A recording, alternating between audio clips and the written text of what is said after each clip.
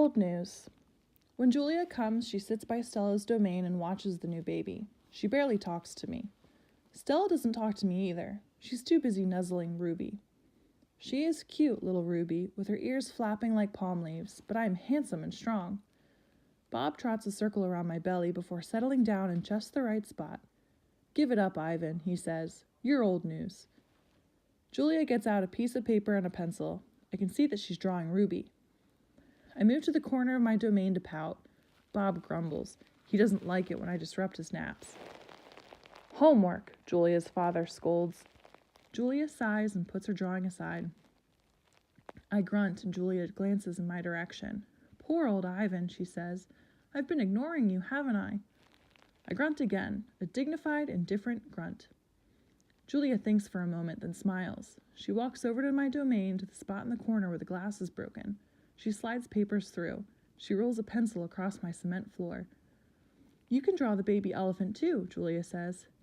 I bite the pencil in half with my magnificent teeth. Then I eat some paper.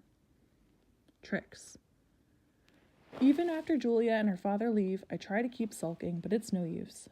Gorillas are not, by nature, pouters. "Stella," I call. "It's a full moon, did you see?" Sometimes when we are lucky, we catch a glimpse of the moon through the skylight in the food court. "I did," Stella says. She is whispering, and I realize that Ruby must be asleep. "Is Ruby all right?" I ask.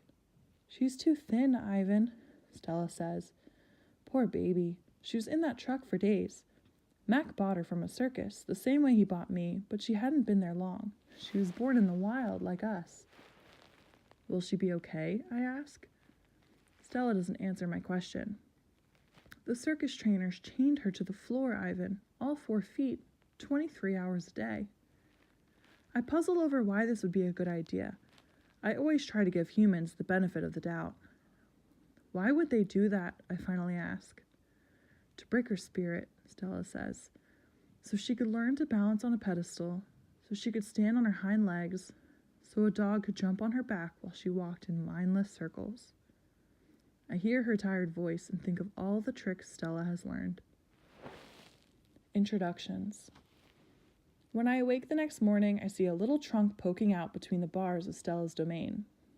"Hello," says a small, clear voice. "I'm Ruby." She waves her trunk. "Hello," I say. "I'm Ivan." "Are you a monkey?" Ruby asks. "Certainly not." Bob's ears perk up, although his eyes stay closed. "He's a gorilla," he says, "and I'm a dog of uncertain heritage." "Why did the dog climb your tummy?" Ruby asks. "Because it's there," Bob murmurs. "Is Stella awake?" I ask. "Aunt Stella's asleep," Ruby says. "Her foot is hurting, I think." Ruby turns her head. Her eyes are like Stella's, black and long-lashed, bottomless lakes fringed by tall grass. "When is breakfast?" she asks. "Soon," I say, "when the mall opens and the workers come." "Where?" Ruby twists her head in the other direction. "Where are the other elephants?" "It's just you and Stella," I say, and for some reason I feel we've let her down. "Are there more of you?" "Not," I say, "at the moment." Ruby picks up a piece of hay and considers it. "Do you have a mom and dad?" "Well, I used to." "Everyone has parents," Bob explains. "It's unavoidable." "Before the circus, I used to live with my mom and my aunts and my sisters and my cousins," Ruby says. She drops the hay, picks it up, twirls it. "They're dead." I don't know what to say. I'm not really enjoying this conversation, but I can see that Ruby isn't done talking. To be polite, I say, "I'm sorry to hear that, Ruby." "Humans killed them," she says. "Who else?" Bob asks, and we all fall silent. Stella and Ruby. All morning, Stella strokes Ruby, pats her, smells her. They flap their ears. They rumble and roar. They sway as if they're dancing. Ruby clings to Stella's tail. She slips under Stella's belly. Sometimes they just lean into each other, their trunks twirled together like jungle vines. Stella looks so happy. It's more fun to watch than any nature show I've ever seen on TV. Home of the one and only Ivan. George and Mac are out by the highway. I can see them through one of the windows. They're next to each other on tall wooden ladders, leaning against the billboard that tells the cars to stop and visit the one and only Ivan, mighty Silverback. George has a bucket and a long-handled broom. Mac has pieces of paper. He slaps one against the billboard. George dips the broom into the bucket. He wets the paper with the liquid from the bucket, and somehow the paper stays in place. They put up many pieces before they are done. When they climb down from the ladders, I see that they've added a picture of a little elephant to the billboard. The elephant has a lopsided smile. She's wearing a red hat, and her tail curls like a pig's. She doesn't look like Ruby. She doesn't even look like an elephant. I've only known Ruby one day, and I could have drawn her better. Art lesson.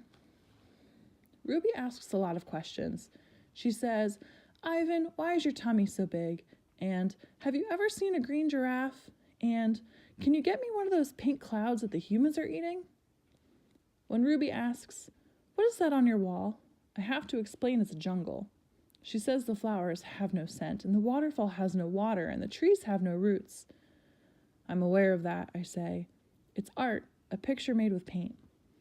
"Do you know how to make art?" Ruby asks. "Yes, I do," I say, and I puff up my chest just a little. I've always been an artist. I love drawing. "Why do you love it?" Ruby asks. I pause. I've never talked to anyone about this before. When I'm drawing a picture, I feel quiet inside. Ruby frowns. Quiet is boring. Not always. Ruby scratches the back of her neck with her trunk. "What do you draw, anyway?" "Bananas, mostly. Things in my domain. My drawings sell at the gift store for $25 a piece, with a frame." "What's a frame?" Ruby asks. "What's $1? What's a gift store?"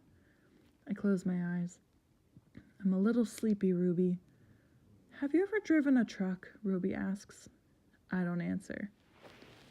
"Ivan," Ruby asks, "can Bob fly?" A memory flashes past, surprising me. I think of my father, snoring peacefully under the sun while I try every trick I know to wake him. Perhaps, I realize, he wasn't really such a sound sleeper after all. Treat. "How's that foot, old girl?" George asks Stella. Stella pokes her trunk between the bars. She inspects George's right shirt pocket for a treat he brings her every night without fail. George doesn't always bring me treats. Stella's his favorite, but I don't mind. She's my favorite, too. Stella sees that George's pocket is empty. She gives George a frustrated nudge with her trunk, and Julia giggles. Stella moves to George's left pocket and discovers a carrot. Nimbly, she removes it. Mac walks past. "Toilet's plugged up in the men's bathroom," he says. "Big mess." "I'll take care of it," George sighs. Mac turns to leave.